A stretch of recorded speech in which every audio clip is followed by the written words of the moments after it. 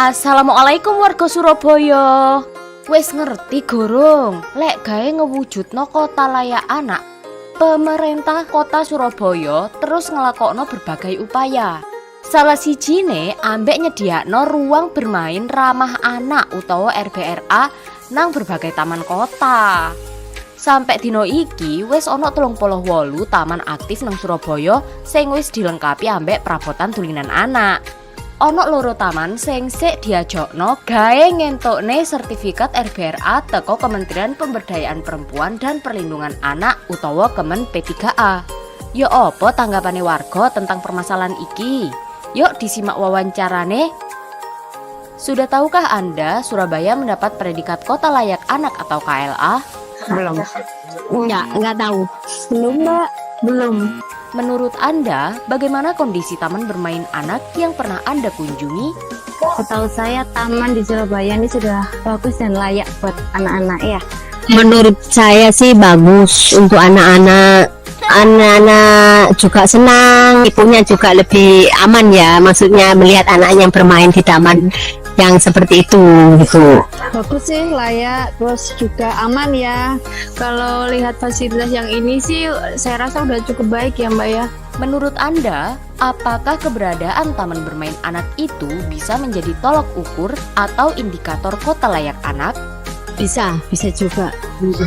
Oh ya pastinya, jadi kan untuk liburan sekolah jadi bisa menghilangkan stres daripada di rumah. Bisa, soalnya anak-anak lebih banyak mainnya di tempat bermain daripada ke mall. Apakah taman bermain yang ada di Surabaya sudah cukup layak menjadi tempat bermain dan bermanfaat bagi anak-anak? Cukup layak bagi saya, bermanfaat juga bagi anak-anak yang di sini. Cukup layak, sangat bermanfaat sih ya. Malah menurut saya sangat bermanfaat, apalagi sudah free ya. Sudah, soalnya kalau saya lihat di Surabaya ini udah banyak ya Mbak ya. Setiap wilayah udah ada tamannya masing-masing ya. Menurut Anda, apa yang dibutuhkan anak-anak di Surabaya? Salah satunya edukasi ya. Kalau anak-anak TK kan sama belajar membaca. Ya, mungkin ini kayak mobil baca sangat berkurang ya, atau bahkan nggak ada ya. Anak-anak sekarang kan sangat kurang ya untuk baca-baca buku gitu tuh. Kalau di Surabaya ini mungkin lebih banyak aktivitas di luar. Jadi biar nggak gadget, terus kalau nggak gitu kan kalau di sini hiburannya cuma di mall Mbak. Apa yang harusnya disediakan atau dilakukan pemerintah untuk mewujudkan kota layak anak yang bisa memberikan rasa aman dan nyaman untuk anak? Tempat-tempat bermain gitu mungkin pengamannya masih kurang. Buat security setiap titik bagus juga untuk menghindari semacam yang tidak diinginkan gitu. Takutnya koyo area merokok kan itu bagi anak-anak kan nggak baik juga nantinya begitu. Misalnya kayak gini kan licin ya Mbak ya, apalagi hujan.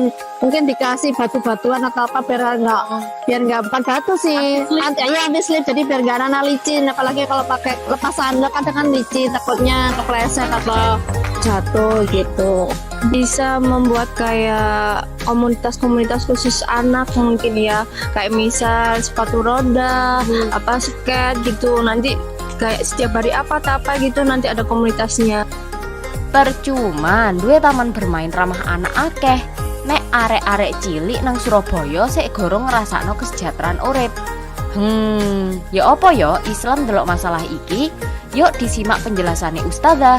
Ojo lali like, komen, karo share sing akeh yo. Surabaya telah resmi menjadi kota layak anak pada September 2024 silam. Bahkan berada di level internasional atau level dunia. Tentunya label ini menuntut Surabaya menyulap kotanya sedemikian rupa agar layak disebut kota layak anak level dunia. Salah satunya adalah dengan menjadikan taman bermain anak bersertifikasi.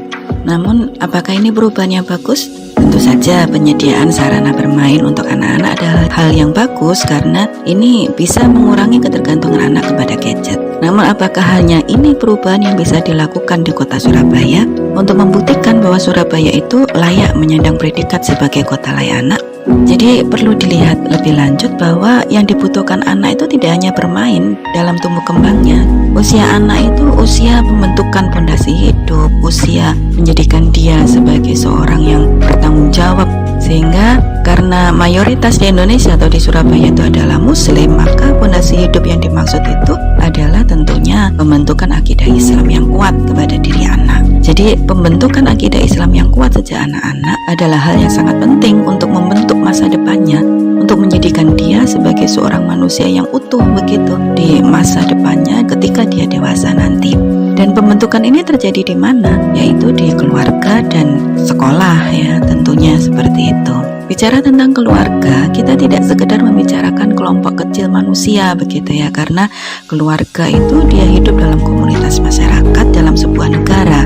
Jadi keluarga itu pada dasarnya adalah awal bangunan sebuah bangsa dan negara. Jika orang tua di dalam keluarga tersebut mampu mendidik putra-putrinya menjadi solih-solihah, taat kepada Allah dan Nabi-Nya Muhammad SAW, bertanggung jawab serta memiliki visi sebagai penjaga Islam yang amanah, maka ini kalau terbentuk pada anak sejak dini gitu ya, akan menjadikan bangsa dan negara yang berperadaban tinggi dan maju. Bukankah kita sangat ingin gitu ya Indonesia ini menjadi sebuah negara yang berperadaban tinggi dan maju, tidak seperti negara yang miskin, negara yang memiliki SDM rendah, tidak seperti itu begitu ya, tetapi memiliki peradaban yang tinggi, maju begitu.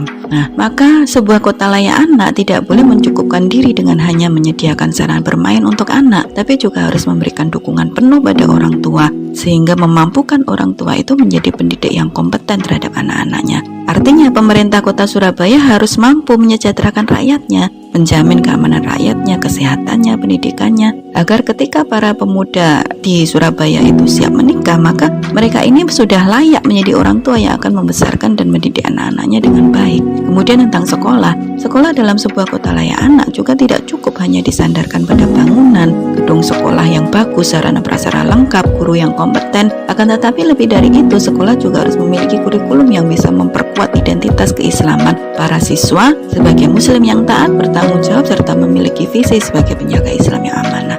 Tidak perlu kurikulum berbahasa internasional yang muluk-muluk dan berbiaya tinggi, tetapi ternyata kering terhadap pembentukan akidah anak. Jadi, penyediaan taman bermain anak bersertifikat itu hanyalah bagian terkecil dari kehidupan anak. Jangan sampai kemudian pemerintah kota Surabaya ini sebagai pihak yang bertanggung jawab pada rakyatnya justru hanya fokus pada hal kecil, tetapi melupakan hal besar yang sangat berpengaruh pada masa depan bangsa dan negara ini. Memang semua ini butuh kerja keras dan dukungan dana yang sangat besar dari Pemkot Surabaya. Tapi memang itulah tugas pemerintah gitu ya. Pemerintah itu ada untuk menyejahterakan semua rakyatnya, bukan sekedar selebrasi basa-basi program yang tidak menyentuh pada aspek mendasar kehidupan rakyat.